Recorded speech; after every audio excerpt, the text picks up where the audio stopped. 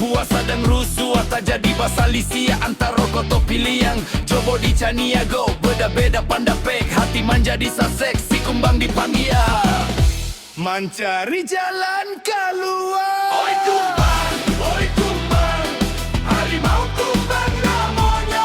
Kamu turunan hulu balang, pandai silet dan paguno. Iutui kabati pua, membawa pasang rukun, membuat pasatuan, ada di jago tarue. Tuan gadang namanya.